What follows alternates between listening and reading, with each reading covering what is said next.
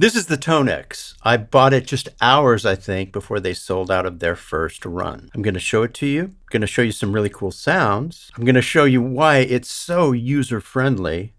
And also, I'm going to show you a little tutorial at the end of this video about how to use the software. Now, nobody asked me to do this video. The people at ToneX have no idea I'm doing it. If I speak about it positively, it's because I really do recommend it to you guys. There is a link in the description for the ToneX if you want to know more. Now, a lot of the videos I saw about this that came out, talked about how it was going to end the amp industry or do away with certain profilers and certain modelers. I would like to give you an alternate point of view, and that is that if you do music professionally, like a lot of people I know, you use every tool in the toolbox all the time. It doesn't matter if it's vintage or if it's new, if it's expensive or inexpensive, if it's artificial or real, if it's a profiler, a modeler, an amp, it doesn't matter. Everything in this studio is a tool that I will use on something now and in the future. So here's a divided by 13 RSA-23 downloaded from the website, and I'm using my Sundeli custom Strat.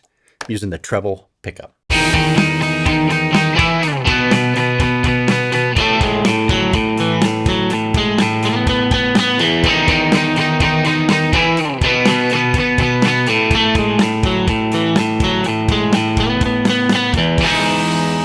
For this sound, I'm using a Vermeram Shanks overdrive pedal, a physical pedal, in front of an AC50 profile. This leads me to believe that the ToneX takes pedals really well because this pedal sounds great in front of it.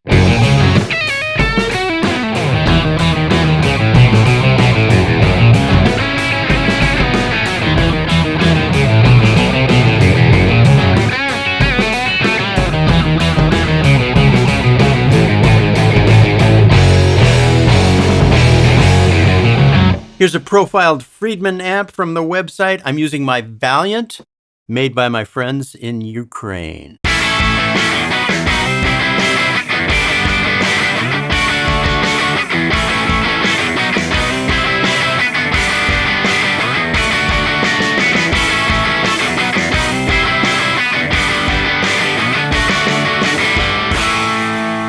Now, very quickly, I'm going to show you a sound on this that is a Marshall Plexi sound, and then I'm going to A/B it with my Marshall Plexi. This is a 68 Purple Plexi preset that I downloaded off the internet, and that's my real 68 Plexi. I'm going to play you the two sounds. One is the amp, one is the ToneX. I'm not going to say what it is, and then immediately I'll do it again and say what it is.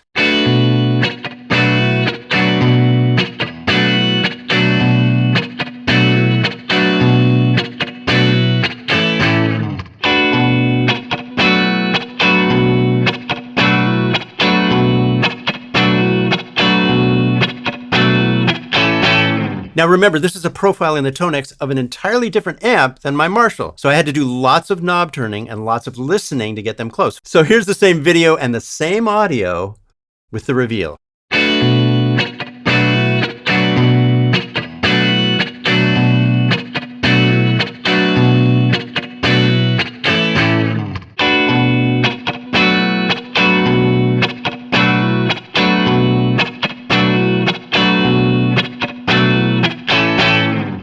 That rhythm guitar part needed some delay to sound right, but let's try some examples bone dry. Here we go.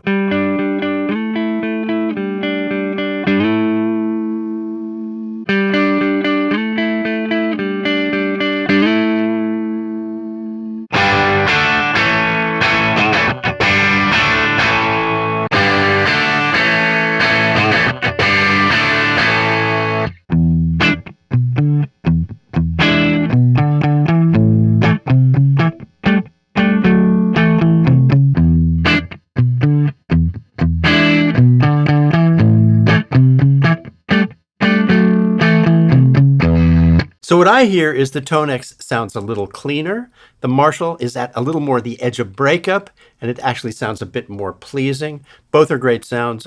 One might win in a certain situation. And indeed, if I profile this amp, they might sound exactly the same. Hey, so I decided to give away the ToneX pedal. It comes loaded with all my curated presets.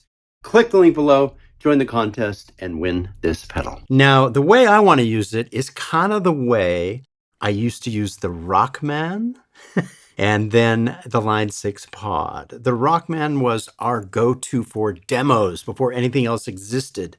We'd have to EQ it and change it. I mean, Mutt Lange did Def Leppard records with Rockman, so you could get sounds out of those and get them on records. And then the pod became the next device that you could take around and plug in direct. I think there was an entire XTC record made with the pod.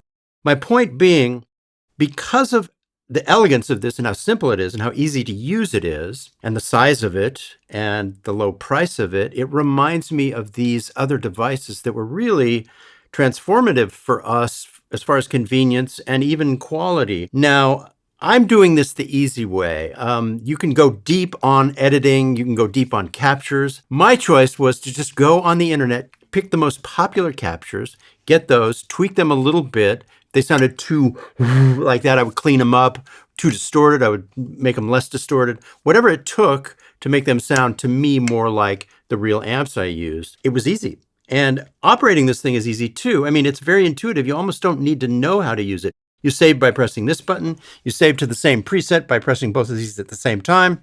There's an alternate set of controls where you just press the Alt button right here, and that gives you the access to all the alternate stuff, which is listed right here. You know, you get 3 sounds per bank. If you want to go up and down with the banks, you press 2 buttons here or 2 buttons here to go up or down. It's so intuitive and so easy. I mean, that's a big thing because a lot of the devices we get, there's just so many menus and so many multiple things that each button does that it's hard to know. But this, it's intuitive, it's easy, it's user-friendly, it sounds great. It's a good thing. So now I'm going to share my screen with you and show you how easy it is to download these great profiles. If you want guitar lessons, click the link below for the 14-day free trial in the Masterclass. In your browser, go to tone.net and make sure you're in the ToneX section. The top 10 is a quick way to find the best tones. We see recent top 10 most liked, most downloaded, and most popular users. On this pull down, we get the full list of most liked tones. Let's listen to some.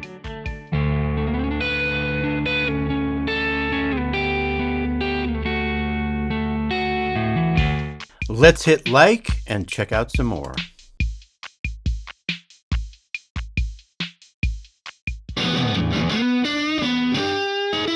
Gonna like this one too, I think. Let's open the ToneX app. The librarian section is where we'll add our liked tones to our ToneX pedal. Click on the ToneNet logo. That red dot will turn green and we can access tone models. Click here for the search filter. Then click Liked Tone Models. And there are the 2 tone models we liked on the tone.net website. Before we add a tone model to our pedal, let's back up all the presets. Click this pull down and click Export Library.